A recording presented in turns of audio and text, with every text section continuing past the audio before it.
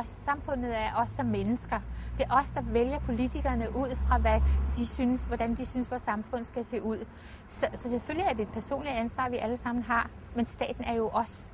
Jamen, man skal tage del i samfundet, fordi det er en kollektiv forpligtelse. Man får nogle fordele, og man får nogle rettigheder og nogle pligter. Og det er ikke sikkert, at man bare kan tage rettighederne også, uden at tage pligterne. Man bør vel kunne hjælpe det enkelte menneske i den udstrækning, det ikke kan hjælpe sig selv. Altså, hvis en person er invalid, eller socialt sinke, eller på en eller anden måde, simpelthen ude af stand til at lave selv et eller andet skånende job, for eksempel, så bør det jo ikke ske. Det bør ikke være sådan, at man ligger og dør på gaden. At de krav, som samfundet stiller mere og mere, i sig selv er med til at skabe hjemløse eller folk, der er udenfor. Fordi det er nogle massive og hårde krav, som oftest bliver udspillet i nogle arenaer, hvor de her hjemløse ikke har noget at gøre. Og det vil sige på arbejdsmarkedet, i uddannelsessystemet eller andre. Vi ved, at folk, der over en årrække er på sociale ydelser, også bliver fattige. Vi ved, at de har utrolig svært at klare sig. Mange hjemløse, de har det, der hedder lav selvværd og ingen selvtillid. Og i kraft af det liv, de har levet, fået så mange slag over snuden og fået at vide, at de er så forkerte, at de simpelthen ikke har modet til at stille sig op og sige, jamen jeg kan det her, og jeg gør sådan her, fordi sådan og sådan, og mit liv er i øvrigt sådan og sådan. Det at gå på gaden og sige, Gud, der ligger en halv cigaret. Hvor har jeg lyst til at tage den? Det er ufatteligt nedværdigende. Meget ydmygende. Jeg tror, det handler for mig meget om selvværd, og ikke føle mig tilstrækkelig. Ja, det gør det. Hvis man har sit selvværd i behold, så tror jeg, man er meget svær at overtale til at gå ind i prostitution. Fordi man inderst inde udmærket godt ved, at det skader en i det lange løb. Og ingen af os kan i virkeligheden tåle at blive tingsliggjort. Altså, vi har behov for at blive set som det menneske, vi er. Den respekt har jeg ikke sådan helt følt var der. Fra samfundets side. Altså. De har et misbrug, de har abstinenser, de har problemer, de skylder folk penge, de har ikke noget arbejde, og de har ikke noget sted, hvor de i virkeligheden er velkomne. Det sted, hvor de er mest velkomne, det er der, hvor der er nogen, der ligner dem. Og det vil sige, at der, hvor de skal hente ressourcer eller inspiration til at tænke, handle og gøre anderledes, det er i nogle miljøer, som i forvejen er belastet med mennesker, som har problemer. Jeg har været institutionsbarn, og jeg har set i fængsel så meget, jeg har været institution så meget. Jeg kan ikke undvære mennesker, så når jeg har en lejlighed, så kan jeg kun være der 2-3 måneder, og så føler jeg mig presset til at skal ud til folk, og så giver jeg simpelthen nøglen væk, og er alt væk, og så går du på gaden og har med folk at gøre. Fordi det bliver for meget for mig. Det er jo lidt lettere at blive født i en varm rede. Altså for eksempel som Sølner, der er der en multimillionær, end det er at blive født af folk, der for eksempel er alkoholiseret eller på stoffer. Det er nok i et langt stykke hen ad vejen et tilfælde. Når vi snakker udstødte, eller folk, som er marginaliseret, så er det fordi, at nogle andre støder dem ud. Der er rigtig gode muligheder i dag, synes jeg, for at ende der, uanset hvad for nogle talenter man i øvrigt har. Nu har jeg boet fredeligt på en fredelig gade eller en vej i Valby med mit hus og mine dyr og min kæreste. Og pludselig sidder jeg på bunden af samfundet fra det ene øjeblik til det andet. Og der mener jeg, at de burde have støttet lidt mere op, så jeg ikke røg helt ned. Og det er jeg. Jeg er helt nede. De svageste, de skal have, så de er fornuftigt stillede. Og det er jo i vores samfund ikke så godt, synes vi. Sammenlignet med andre samfund, der er det rigtig godt. Men det er stadigvæk kun et forudsigeligt liv, man kan have inden for ret snævre rammer. Altså i forhold til retten til at have et sted at bo, det er der sådan set ikke. Ikke i den danske lovgivning. Det er der i en FN-konvention og sådan noget. Men alle har ret til tag over hovedet, kan man sige. Men tag over hovedet kunne også være en hvælving under i princippet, en hvælving under en højbane på Nørrebro. Reglerne siger, at der skal gå op til 3 måneder, før jeg kan få hjælp til eventuelt at finde min egen bolig. Så det vil sige, at jeg skal leve i det helvede, som jeg synes, det er, i de næste 3 måneder. Og så må vi se, om jeg kan finde en lejlighed og et sted at bo. Hvis du stiller krav til en hjemløs, der får penge af det offentlige, de penge skal du bruge til noget. Du må ikke drikke, og du må ikke ryge, og du må ikke tage crack, og du må ikke tage stoffer. Så gør du fejl. Fordi det kan du ikke bestemme. Du kan godt bestemme det, men du kan bare vide, hvis du siger til en person, som er afhængig af noget, at han ikke må være afhængig, så skal du finde noget andet at stille i stedet. Det er mere i systemet, at jeg føler, at jeg bliver ikke set ned på, men umyndiggjort i den grad. Umyndiggjort i den grad. Det er så nedværende. Nogle gange, når jeg kommer op og bare skal have medicin, jeg kommer tirsdag og torsdag. Nogle gange, når vi skal på landet, hvor jeg bare beder om at få til en ekstra dag, så skal det igennem og igennem og igennem. Og det synes jeg er så nedværende. Altså, jeg har aldrig mistet min medicin. Jeg har aldrig gjort noget, ellers så skulle stå der og diskutere i 100 år om at få en dagsdosis med hjem. Jeg får sådan en kupon, og så bliver jeg skrevet op. Og så skal jeg betale her til den første. Så kan jeg få en lille portion aftensmad, så jeg får mad en gang om dagen. Mange af dem har været misbrugt.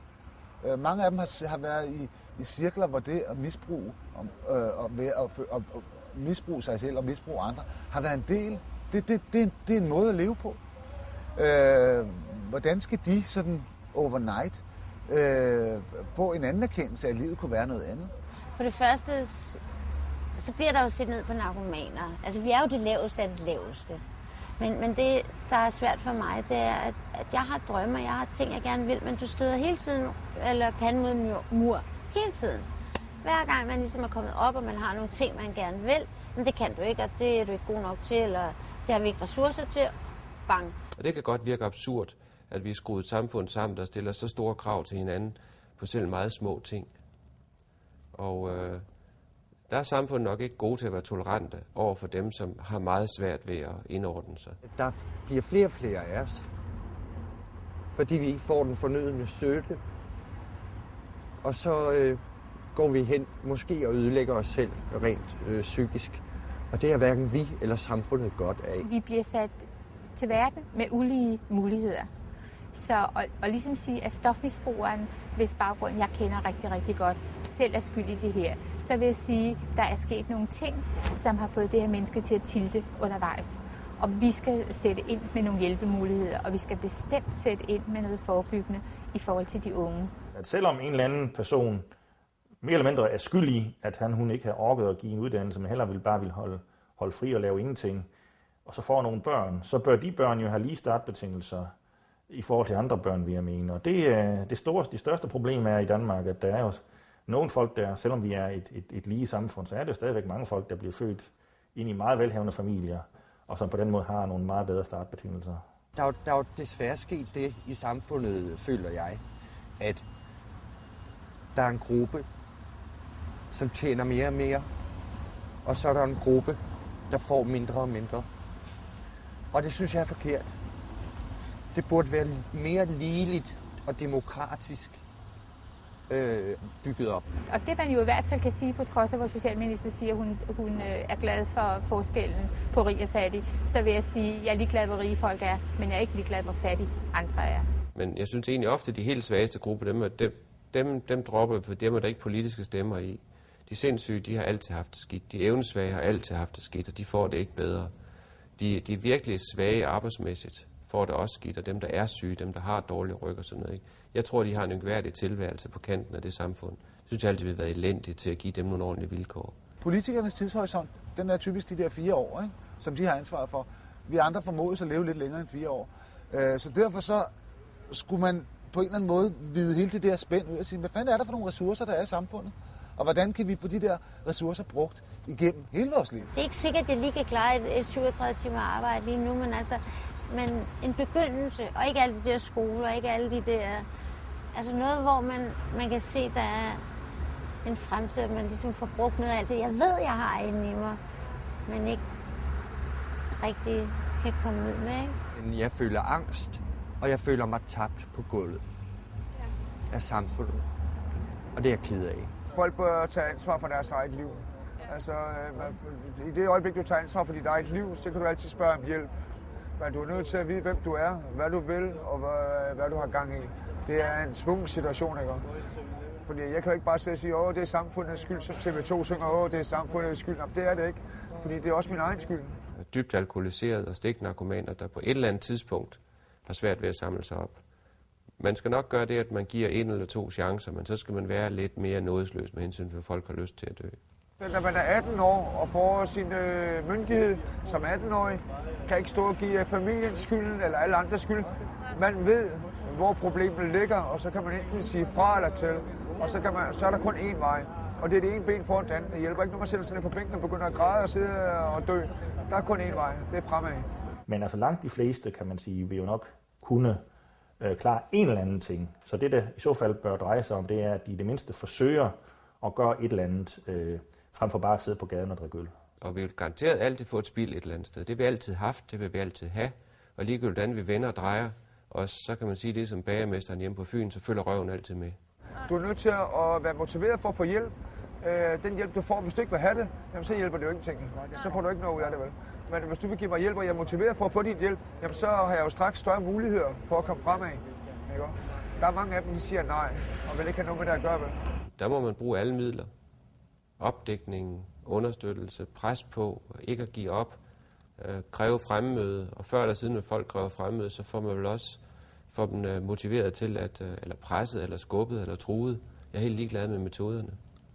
Men et eller andet sted, så hvis man kan yde til samfundet, og man bør yde til samfundet, så skal man yde en vis del til samfundet.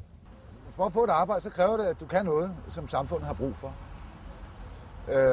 Og det kræver også, at du har tillid til dig selv. Og tro på, at du i virkeligheden er god nok, som du er. Og når du er på metadon, så er du ligesom, hvad kan man sige, sat i karantæne, fordi så er du ikke... Jamen, du ligesom, så skal man ikke arbejde, så skal du ikke sætte i aktivering. Og det synes jeg er noget pjat, for jeg vil gerne i aktivering. Jeg vil gerne ud og arbejde. Jeg vil sgu ikke bare deroppe og hente metadon hver dag, og så ellers bare sidde nede i hjemløshuset og glo, eller derhjemme, eller whatever, vel? Og hvorfor sætter man ikke så nogle af de her folk til at få et fornuftigt arbejde på at gøre rent i parker og på veje og rundt omkring? Det vil da være noget, som vi, der ikke er marginaliseret, vi har noget stor glæde af, og de vil så også få noget meningsfyldt arbejde, måske ikke som direktørarbejde, men trods alt et meningsfyldt arbejde, som de så kunne få noget løn for. Du kan ikke undgå anden de svageste ved at være utilfredse, for de føler sig utilstrækkelige et eller andet sted. Så kan du gøre lige så meget, du vil. De ved det. De ved det, og du kan lige så godt få dem til at erkende, at det er tredjerangsborgere. Det er C-klassen. Og den C-klasse er C-klasse, vi kan aldrig få den gjort til B-klasse. Og vi kan gøre den til mere tilfredse ved at fortælle dem det i tide, men tilpas kort lunte, at hvis du arbejder hårdt, kan du blive B, men du er i C, du bor i C, du har været i C, du har valgt C, du er blevet gjort til C, dit talent er til C, du spiller i CFM.